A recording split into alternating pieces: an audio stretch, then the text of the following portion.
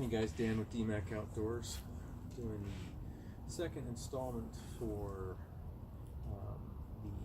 the EMP tabletop discussion that was presented by Steve over at Corsair Trainers, and we are just getting into day 2 of our theoretical EMP strike and how we would handle it if we were faced with that certainty in our current position right now. So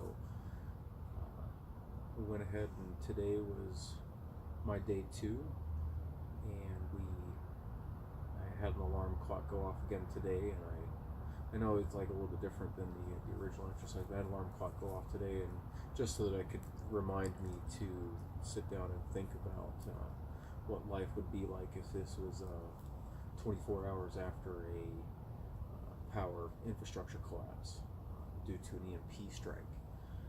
And surprisingly, when my alarm clock went off today, holy cow, Steve, I gotta tell you, my bells were going off and everything, the alarms are going off, because I was sitting in a hospital delivery room giving birth to a baby. Or I was not, my wife was, but we were giving birth to our new baby girl, and the alarm clock went off like a couple hours after she had come to us, and it really was kind of a fun exercise to sit down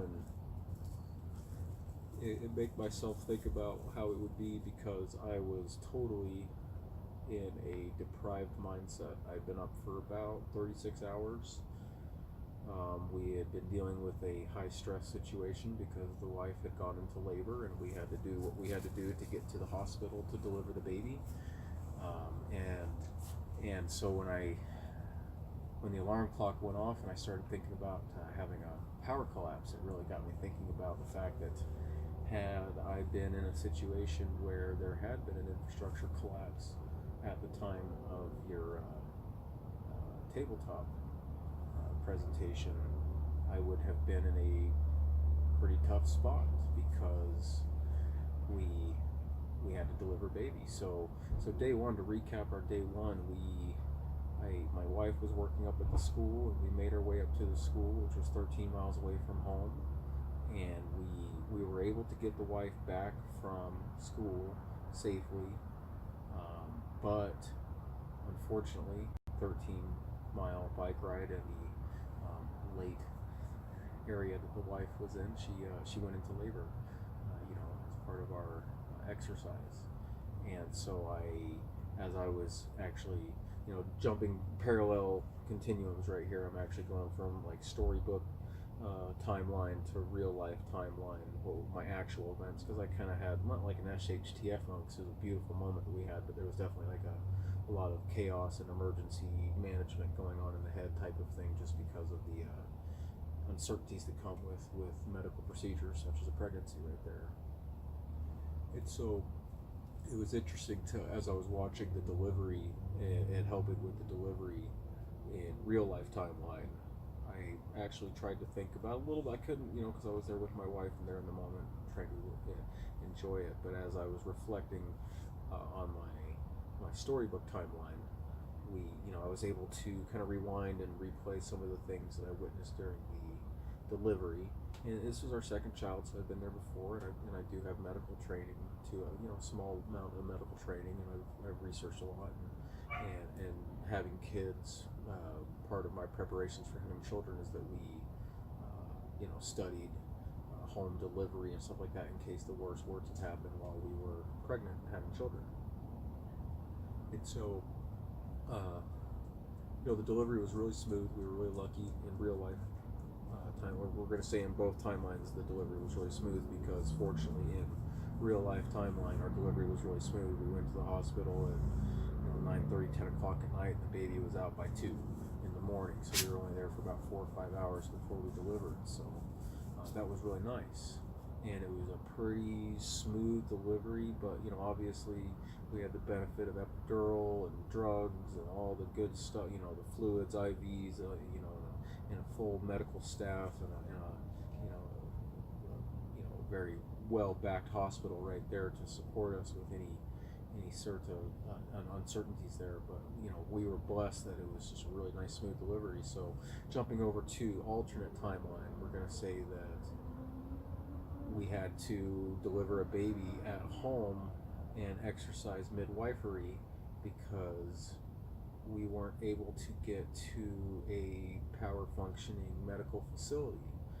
I noticed that some of the guys in your tabletop are talking about getting generators going, getting stuff up and going, but I'm playing like an EMP wiped out all of the above, and anything that has circuitry is dead. I'm going to pretend that my Jeep even died due to a second EMP type of deal or whatever. So we're going to pretend that we've lost all power infrastructure and all ability to recreate power infrastructure in the short term.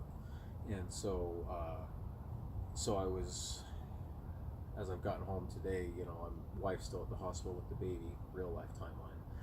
But I was just going, kind of look through my medical preps and look through the preps at the house to make sure that I had equivalent equipment on board here that we used at the hospital to deliver the baby. And I, happily I do have everything. I was able to bring home some of the stuff from our first delivery there, and so we had all the umbilical cutter clamps, all that good stuff, whatever. So we were able to get the baby delivered, but this is where day 2 of EMP collapse really sets in for us, because we've just delivered a baby after there's been a major infrastructure collapse. So now we're in storybook timeline, and we're going to kind of game plan what I would do day 2 right after we've delivered a baby, after we've had an infrastructure collapse where I can't use any sort of power whatsoever. We're at home. Fortunately, I've been able to contact a couple of members of my tribe, my local group right here that I'm connected with, because I live only a couple blocks from them. And as we were making way to and from the school to get the wife, we were able to stop in at my tribal members' houses, and we were blessed with the decision that one of the tribal family members decided that he was going to move his family to our house right here, because we live close to the hospital. We're really close to a couple of wells, natural springs in the area right here. I've got a pretty, obviously not a defensible position because I'm in the middle of a major metropolis, but I've got chain link fence around the house, and we've got security doors up and everything. The house is already pretty hardened to begin with, so it's a little bit easier for us to lock down. And I've got a lot of supplies at the house as well. And so we moved my tribal family, one of the tribal families, into the house. You can actually see the tent pitched in the backyard right here, right now. We've got that set up in case we move another family, but we've got the other family in the house with us right now. He's helping us run security. He's running Overwatch. We've got his wife is helping with my wife with the midwifery and everything. We've got the kids we're having to work it. There's only 4 adults and 3 children and an infant on board here in the house. So we're figuring it out. But we've been able to connect with our neighbors. Our neighbors have been very, very accommodating to our situation. Our neighbor next door, he helped us deliver the baby. It's been a very much a communal effort to help this baby come into the world here, and so that was the blessing we have. But as part of my storyline, since I've been able to move a tribal member into the house with us to help with the situation of having the baby outside of a medical facility, we are going to set up a party where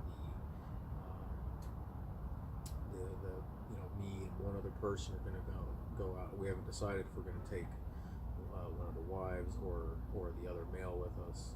I think we're going to take the 2 males. I think me and my other partner are going to go out, and we're going to lean on the efforts of our neighbors to help provide security for the family while we go away. We're going to make our way to the hospital. It's only about 5 blocks from the hospital, and we're going to go and talk and discuss with the hospital what we need to do and things that we can do to to be able to bring the baby down, to be able to have competent doctors, just make sure to do inspections to make sure that mama and baby are healthy and everything like that. We had to do a little bit of an episiotomy stitching when the baby was delivered, because the baby's shoulder tore a little bit of the vaginal wall right there. So we had to do some stitches right there, and so we're concerned with hygiene, with sanitation. We're fortunate that we did have some antibiotics on standby, so we have started giving the wife penicillin because we have access to penicillin currently, and we know that she's going to need that to fight off any infections that may or may not have happened. So that's our number one goal and our number one fight for day 2 is to find someone that's medically competent that can come and render us some aid. And I've got all the supplies necessary to be able to trade and barter with this medical professional, and that's what we're going to do to make sure that mama is healthy. We're gonna focus on mama as much as possible. Obviously baby, we want to make sure that she's strong and healthy, but leaning on the understanding of history, I recognize the importance of keeping mother healthy, because she is the mother of the children and she is the creator of the family. So if she goes, we lose a larger anchor of the family, versus if we were to lose the baby. It would be obviously traumatic if we were to lose our little baby in this situation, but it would be much more traumatic to the family if we were to lose mom, especially with grid going down and us having to manage that. So number one focus is keep mom up, keep mom alive, and keep mama going. And number 2 focus right behind that, really, really tight second, tied for first realistically, is to keep baby alive and keep baby functioning and keep baby growing. So that's what we're going to be doing for day number 2 right there. So let me know if you guys have any questions, concerns, gripes, testimonials. Feel free to like, share, comment, subscribe. Hit that notification bell for future updates, future installments. Dan with Dmak Outdoors signing off. Again, Steve, I do appreciate you giving us the opportunity to participate in these tabletop exercises, because it's been a really nice mind exercise, and especially doing it with the level of depravity that I'm currently at. I haven't slept for about 46 hours now, so I'm about to go inside and crash out for a couple hours before we head back to the hospital. Real world lifestyle or timeline right there, and go be with wife and baby. So thanks guys for staying tuned, and we'll catch you guys on the flip.